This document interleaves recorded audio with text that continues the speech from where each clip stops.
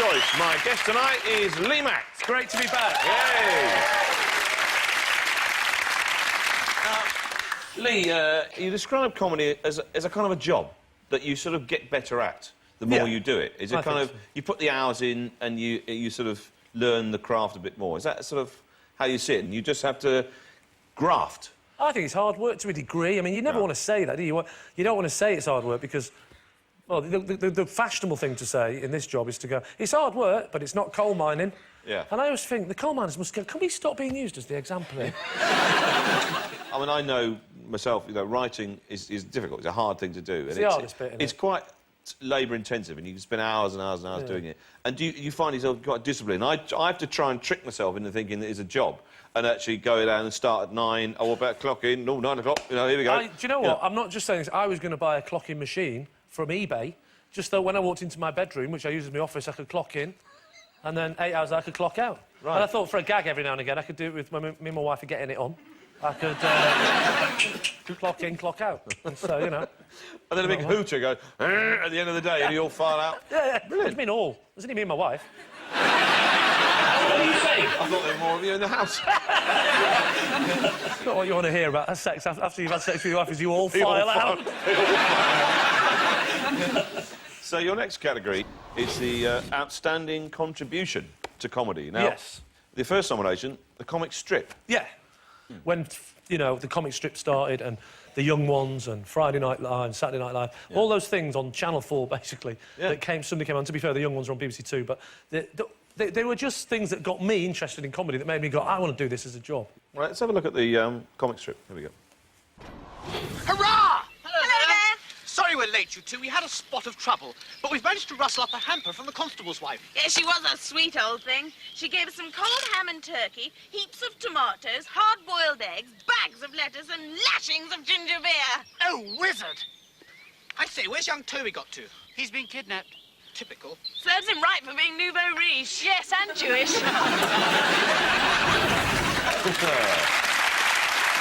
Great, isn't it? 'Cause I like the fact that it's just that was literally the first time I'd seen, and probably a lot of people outside London had seen any of those people, because that was the first one in the series. Yes. And that was actually on the first night of Channel 4. That's right. The very first night. And I remember looking, going, I was so excited about Channel 4, I thought, this new anarchic TV station, I just couldn't wait.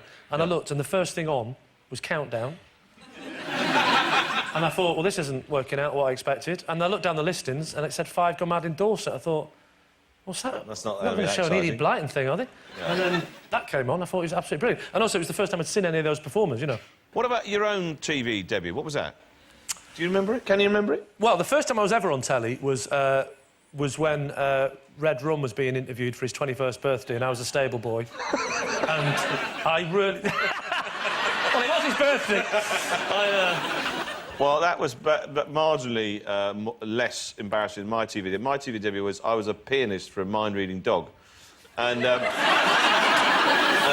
this dog was called Collywobbles, and apparently it could read minds. and anyway, it wasn't a great act. But anyway, I was there to add tension to the whole dog picking the card scene. And I always remember going to the studio, and the Collywobbles had a printed card on the dressing room. It said, Collywobbles, mind-reading dog. And then next to it was my dressing room, and it was a piece of A4, and written on biro was pianist for dog. Right? And that's... You've got to start somewhere. So, your next nomination is Peter Cook. Yes. Now, Peter Cook's become a bit of a cult, really, and he's had gone through all kinds of phases in the career, but when he started, I think people forget, he was at the kind of absolute sort of centre, almost like single-handedly in riding this wave of the satire boom in the 60s, and he had his own club, the Establishment Club, and politicians would come to it. It was like the kind of... It was almost like he had this amazing success really early on in his career, and then he sort of became known for doing characters and chat show appearances. But never really captured that initial brilliance. Yeah, it's. I'm obsessed with him. I mean, I drove through America once, and I didn't have any tapes to listen to. The only CD I remember to bring was Derek and Clive. Oh, right. So I basically, for 3 weeks, just listened to two men swearing. Filth. Filth. OK, let's have a look at Peter Cook. Here we are.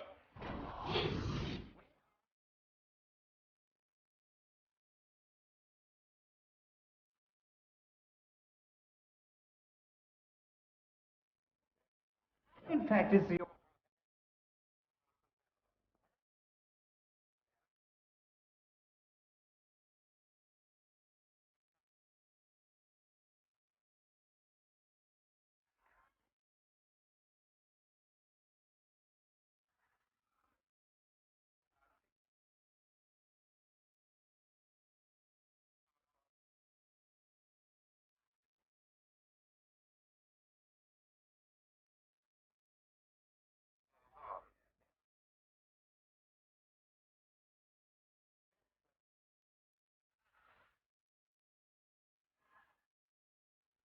Because I'm telling you, I just got out of the Henry Ford Clinic. And Henry Ford Clinic? Yes. Not the Betty Ford? No, the Henry one is a much tougher regime. Yeah, You have to build a car before you're allowed out. Thank God, just for today, I'm clean and sober. Yeah. And I would not like it to be any other way. No. So don't. Yeah. So... Whatever you do, so don't. that's your message? Don't. Yeah. Now, in the 70s, you... Just say, maybe. Yeah. That's great, that. Clive Anderson special. Yeah. Great. And he kind of, in a way, he sort of, like I said, he had this enormous success early on and sort of great wealth and fame and everything. And do you think that that somehow affected the later years, that he didn't really channel his talents in a way? Yeah. Well, Oh, well, it was the old self-destructive thing, a little bit, but then again, Dudley Moore had that, and he was big in America, wasn't he? But yeah. I'm glad that Peter Cook wasn't big in America. Exactly. The sad thing is of those 22 episodes of Not Only But Also, there's only 8 left because the BBC, BBC wiped the tapes. Wiped them. But they wiped the tapes because the tapes were there to be used again. Oh. That's what's sad. So they're being used again. So basically, somewhere on the shelf of the BBC, there is a Not Only But Also with like a line through it. Oh. And you just think, what's on? It could say, like, The One Show now. Well, we're talking about outstanding contributions to comedy, right? Yes. And fitting into that category, I would entirely agree with you, is Galton and Simpson. Yes. A writing duo responsible for all manner of great sitcoms. Well, famous, I suppose the 2 famous shows would be Hancock and Steptoe and Son. Yep. And I love Steptoe and Son. Possibly my all-time favourite sitcom. I agree with that. First of all was Hancock, because before Hancock, you watch Hancock now and it doesn't look that revolutionary, but at the time, no one had done a sitcom like that ever because it was very slow. Comedy shows used to have a lot of music in them, very farcical, very over the top, lots of knockabout stuff, almost like a musical variety act. Yes. And suddenly Hancock sat there, just looking into the camera going, what's it all about? Yeah. I suppose a sort of a 50 years ahead of its time, realistic, naturalistic comedy, you know. Yes. Let's have a look at the work of Galton and Simpson. Here we are. We can't go to a funeral in a racing car. Well, it's not the going that's important, it's the coming back, isn't it? I mean, you want to be first back from there to be in time for the reading of the will, don't you? When the others won't hang about, mate. I mean, the instant the vicar closes the book, it'll be a mass racing start back to my house. Vroom, vroom, vroom, vroom. There'll be half a dozen limousines airing over the flyover. Wow, wow, wow, wow. Just like one of them land grabs in a cowboy film. What a degrading spectacle. Come on, let's get it over with. I am not going to a funeral in a yellow sports car. Oh, don't be so daft. I've had an ordinary black family saloon. You've got no sense of humour, have you? Now, come on.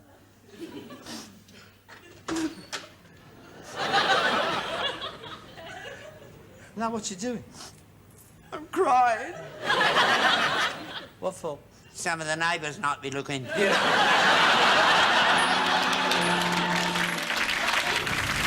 see, that is the kind of face.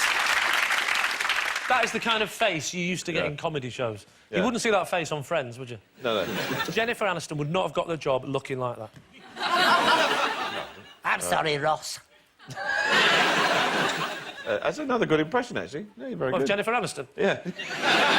Jennifer Aniston as Wilfred Bramble. Yeah. He was the original Rigsby as well, did you know that? Oh, right, I didn't know that. Yeah, he was the original Rigsby in Rising Down. It used to be a stage play called Rugsby, and he toured around with it. It's not all funny, some of it's trivia. So, I'm going to have to press you and ask you for your winner of outstanding contribution to comedy. Who would that be? Well, I think it's got to be Peter Cook, hasn't it? Here we go. Yeah. Peter Cook. There we go. And now that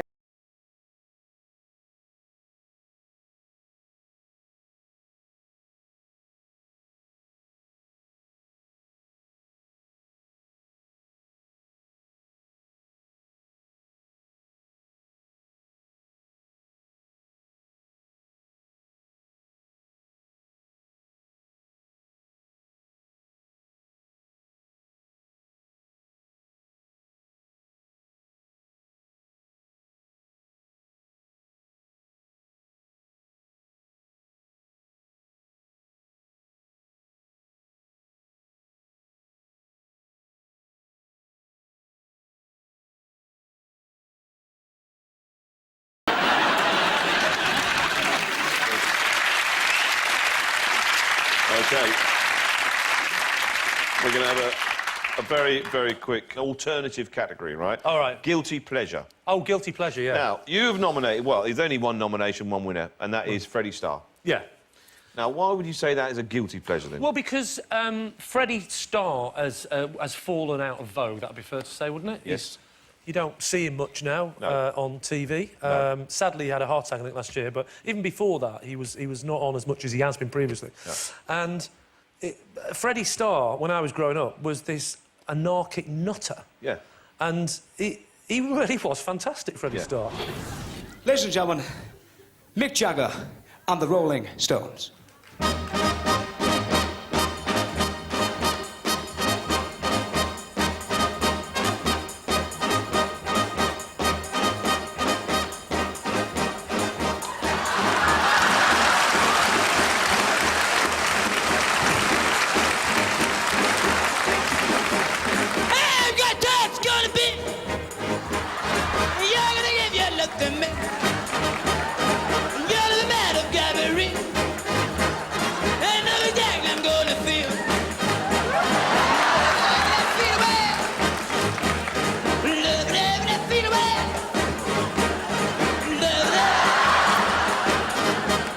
Good night, God bless, and thank you so much.